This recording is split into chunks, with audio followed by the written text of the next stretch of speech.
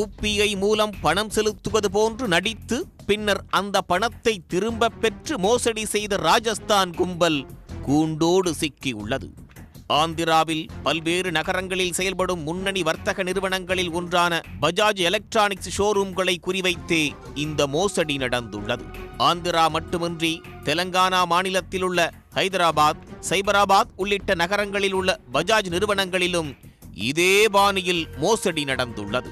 பஜாஜ் ஷோரூம்களுக்கு வாடிக்கையாளர்களைப் போன்று செல்லும் மோசடி கும்பலைச் சேர்ந்தவர்கள் அங்கு விலை உயர்ந்த பொருட்களை தேர்வு செய்வது வழக்கம். பின்னர் அவற்றுக்கான பணத்தை UPI மூலம் செலுத்துவதாகவும் ராஜஸ்தானில் உள்ள உறவினர்கள் மூலம் பணம் அனுப்பப்படும் என்றும் கூறியுள்ளனர். அதன்படி UPI QR கோடை போட்டோ எடுத்து ராஜஸ்தானில் உள்ள கூட்டாளிகளுக்கு அனுப்பியுள்ளனர். அவர்கள் பணம் அனுப்பியதும் பொருட்கள் டெலிவரி செய்யப்பட்டுள்ளது. பொருட்களுக்கான பணத்தை அனுப்பியதும் ராஜஸ்தானில் உள்ள கூட்டாளிகள் UPI மூலம் தவறுதலாக வேறு கணக்கிற்கு பணம் செலுத்திவிட்டதாக வங்கிக்கு தெரிவித்து பணத்தை திரும்பப் பெறும் விதியின் கீழ் புகாரை பதிவு செய்து அதன் மூலம் பஜாஜ் எலக்ட்ரானிக்ஸ் நிறுவனத்திற்கு செலுத்தப்பட்ட பணத்தை மீண்டும் அவர்கள் வங்கிக் கணக்கிற்கே திரும்பப் பெற்றுள்ளனர். இவ்வாறு 4 கோடி ரூபாய் மோசடி செய்திருப்பது தெரிய வந்துள்ளது. அது தொடர்பாக அளிக்கப்பட்ட புகாரின் பேரில் சைபராபாத் போலீசார் தனிப்படை அமைத்து விசாரணையை தீவிரப்படுத்தினர்.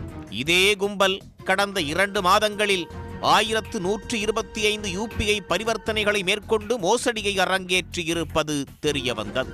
இதனையடுத்து பணம் திரும்பப் பெற்ற வங்கிக் கணக்கு எண்களை வைத்து மோசடி கும்பலை பிடிக்க தனிப்படையினர் ராஜஸ்தான் விரைந்தனர். அங்கு 13 பேரை கைது செய்து அவர்களிடமிருந்து 1,72,000 ரூபாய் பணம் மற்றும் 50 லட்சம் ரூபாய் மதிப்பிலான எலக்ட்ரானிக் பொருட்களை பறிமுதல் செய்துள்ளனர். இந்த கும்பலைச் சேர்ந்த மற்றவர்களும் விரைவில் கைது செய்யப்படுவார்கள் என்று காவல்துறையினர் தெரிவித்துள்ளனர். అక్కడ రాజస్థాన్లో ఉన్నటువంటి అఫెండర్స్ ఈ UPI పేమెంట్ అనేది ఫ్రాడ్ పేమెంట్ అని UPIకి కంప్లైంట్ రైజ్ చేయడం జరుగుతుంది. అప్పుడు ఆ UPI కన్సర్న్ బ్యాంక్కి ఒక మెయిల్ ద్వారా ఇష్యూ రైజ్ చేసి ఈ అమౌంట్ని మళ్ళీ ఛార్జ్ బ్యాక్ తీసుకోవడం జరుగుతుంది. ఈ విధంగా మనకు సైబరాబాద్ పరిధిలో 6 షోరూంలో మనకు వీళ్ళు ఆఫెన్స్ చేయడం జరిగింది. రాచకొండ పరిధిలో 2 షోరూంలలో, హైదరాబాద్ పరిధిలో 1 షోరూంలో అండ్ మహబూబ్ నగర్ పరిధిలో 1 షోరూంలో మొత్తం 10 కేసులలో వీళ్ళు ఇప్పుడు చూపించినటువంటి అఫెండర్స్ నిందితులుగా ఉన్నారు. మొత్తం 13 మందిని.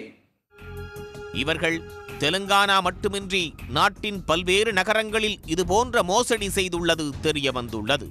எனவே UPI முறையில் பணம் செலுத்த முன்வருபவர்களிடம் வியாபாரிகள் உஷாராக இருக்கும்படி போலீசார் எச்சரித்துள்ளனர். உடனுக்குடன் செய்திகளை தெரிந்து கொள்ள சன் நியூஸ் பெல் ஐகானை கிளிக் பண்ணுங்க.